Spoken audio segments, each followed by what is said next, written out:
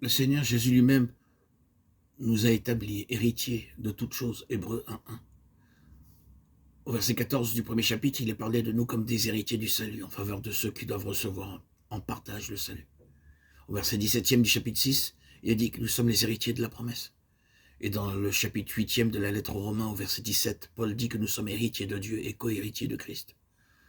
Selon le sens terrestre, Israël devait être l'héritière de Dieu. La promesse avait été faite à Abraham que sa postérité hériterait la terre. Dieu avait fait avec lui une alliance par laquelle sa postérité devait la posséder. Les enfants d'Israël devaient être héritiers de Dieu. Et ils auraient dû devenir co-héritiers de Jésus-Christ. Mais ils ont fait mourir l'héritier de Dieu. Ils ont dit, selon la parabole dite par le Seigneur Jésus, c'est l'héritier, allons tuons-le. Tuons-le. Matthieu 21, 38. Ils ont tué celui que Dieu avait établi héritier de toutes choses. Et en le faisant, ils se sont dérobés eux-mêmes de l'héritage. La vie du peuple d'Israël était naturellement concentrée sur la Jérusalem terrestre. Elle était le centre de leur unité. Ils étaient tous unis à cause de cette ville. C'est pourquoi leurs hommes devaient monter à Jérusalem plusieurs fois chaque année. Et ils arrivaient du nord, du sud, de l'est et de l'ouest. En une caravane étonnante, ils chantaient des cantiques de Sion. Ces psaumes sur Sion sont des psaumes merveilleux. Et ces hommes se glorifiaient de leur ville. Ils y trouvaient l'expression de leur vie nationale. Elle était le centre de leur gouvernement. Leur vie nationale découlait du gouvernement qui se trouvait à Jérusalem. Oui, Jérusalem était tout pour eux. L'auteur de cette lettre aux Hébreux parle du jour qui approche où cette vie-là aura entièrement disparu durant toute une dispensation. La Jérusalem d'aujourd'hui est le symbole de la division. Les Juifs en ont une partie, les Arabes en ont une autre, et ils sont incapables de vivre ensemble dans la paix. Elle est le symbole de la désunion, et pour Dieu, elle n'existe pas. Elle a passé, et Dieu a introduit sa Jérusalem céleste. Vous vous êtes approchés de la cité du Dieu vivant, la Jérusalem céleste. Désormais, il nous a fait asseoir ensemble dans les lieux célestes en Jésus-Christ. Éphésiens 2:6. Toute notre unité, à nous qui sommes le nouvel Israël, est concentrée sur lui qui est en haut. Il y aura de véritables expressions de l'unité parmi les enfants de Dieu que lorsqu'ils occuperont une position céleste. Notre unité est dans les cieux et non sur la terre. Paul dit que nous sommes concitoyens des saints, Éphésiens 2:19, et que notre vie est cachée avec Christ en Dieu, Colossiens 3:3. Oui, la cité existe, la pensée de Dieu la concernant a été reportée sur l'Israël spirituel. Nous savons tous que l'ancien Israël était le royaume de Dieu, sur lequel il était le roi.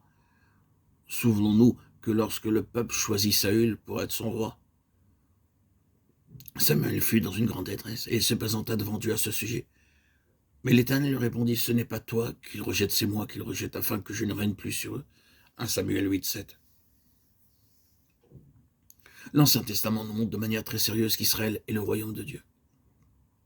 Nous arrivons ensuite à ce nouvel Israël, ainsi puisque nous avons en partage un royaume inébranlable, Hébreux 12:28. Dans l'original grec, le temps du verbe employé signifie « nous avançons pour recevoir un royaume inébranlable ». Nous sommes le royaume de Dieu et un peuple soumis à sa royauté et à son gouvernement. Nous devrons nous arrêter beaucoup encore sur cette question, mais ce que nous venons de dire est, je pense, suffisant pour nous montrer que c'est là une chose très réelle. Nous sommes entrés d'une manière spirituelle dans tout ce que symbolisait l'ancien Israël. Le Seigneur Jésus a dit à cet Israël-là, le royaume de Dieu vous sera ôté, il sera donné à une nation qui en produira les fruits. Matthieu 21:43. Pierre dit que nous sommes la nation sainte. 1 Pierre 2:9. Nous sommes les héritiers de tout ce que Dieu a toujours voulu pour son peuple. En nous, c'est-à-dire dans sa vraie église de cette dispensation, Dieu est en marche pour réaliser tout ce qu'il avait annoncé durant de nombreux siècles. Nous sommes un peuple privilégié. Le grand besoin de notre temps, c'est que nous, chrétiens, nous apprenions ce à quoi Dieu nous a appelés. Beaucoup ne le savent pas. Nous pouvons parcourir ce monde et nous verrons que dans leur majorité, les chrétiens n'ont aucune idée de ces choses.